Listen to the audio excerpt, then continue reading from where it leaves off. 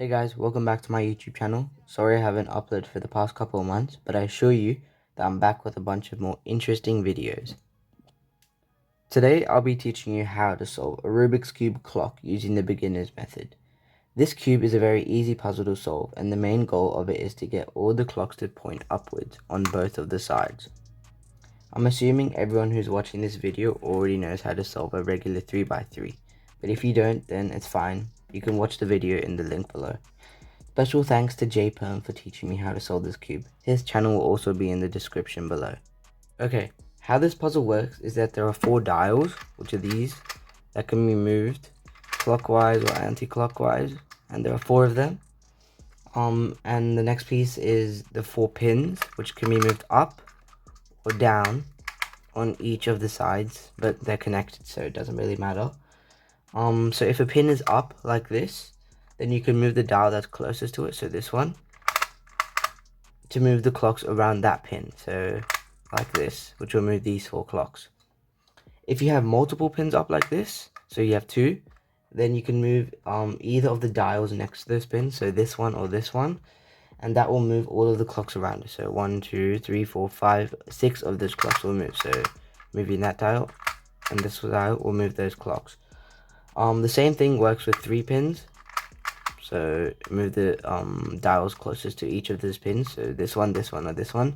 And if you have 4 pins, then you can move either of the dials, which will move all of the pieces.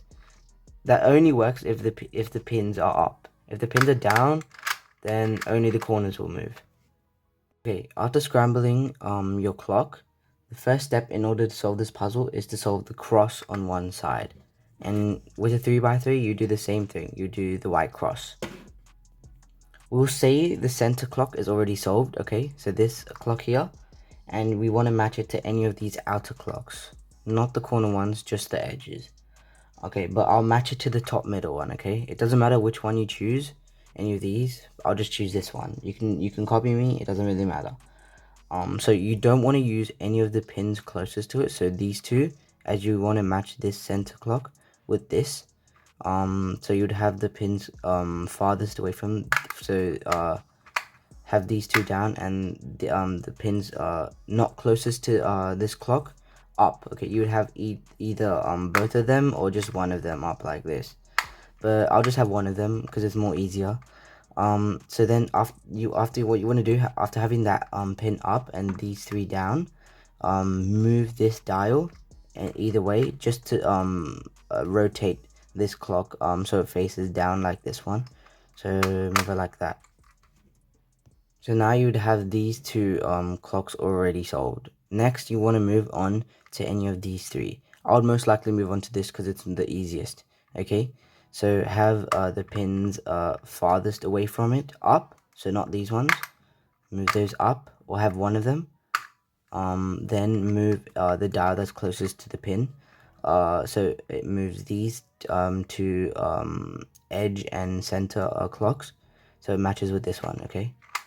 So that will move the clock like this, and we want to match it to this one here, so like this. Now that will match these 3 clocks.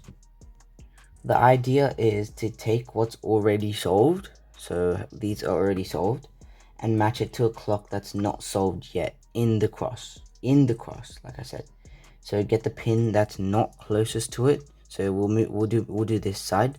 So now once we have like a line like this, a line of clocks already solved, you move on to any of these. Okay, so have the pins farthest away. I'll do this one. So have the pins farthest away from it. You'd want to move both of the pins now because you have 3 of the clocks already solved. So have both of the pins up, the farthest away from the clock that you're going to be solving it to or matching it to. Then move either of the dials like this, and match it to this one. And finally, you want to do the final clock. So have the pins farthest away from it. So these 2, don't have one, because if you move one of them, it'll mess up all of the clocks you've already solved. So have both of them up, and then move either of these dials. So I'm going to move this and then match it to this one.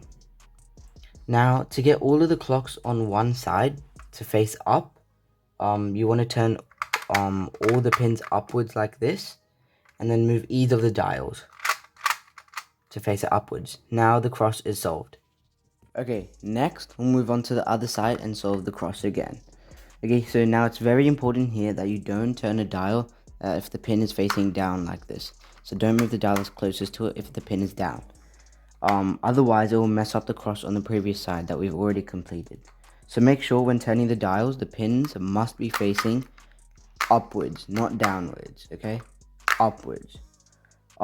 So like before, on the other cross, we'll keep the center clock the same, and we'll match the center clock with any of these other edge clocks here. Okay, so I'm gonna start off with the same top middle clock, and then we're gonna do that same thing that as we did before. Okay, get the pins farthest away from the clock that you're trying to match down. So move these down and keep these ones up, and then move either of these dials. So we're gonna move this and match it. So these two are already matched. Then we'll do the same thing we did. And as you see here, this may occur or not. If it doesn't, then do that same process over again. You might already match it to this clock, okay?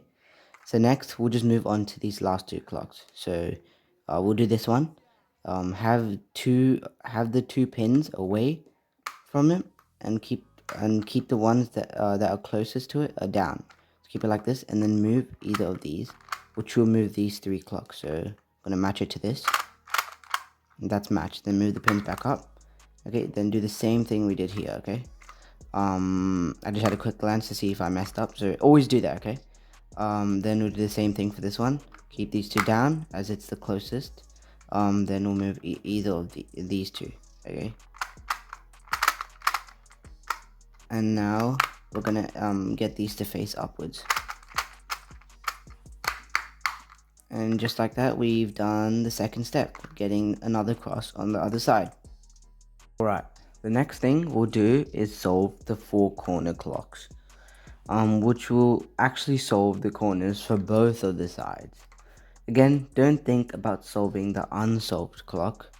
Think about taking what's already solved, so this cross right here, and match it to this. So what we're going to do is push every pin up except for the one that's unsolved. So put that down. Then we're going to move either of these 3 dials, and which will move this cross and match it to this. So we're going to move the top one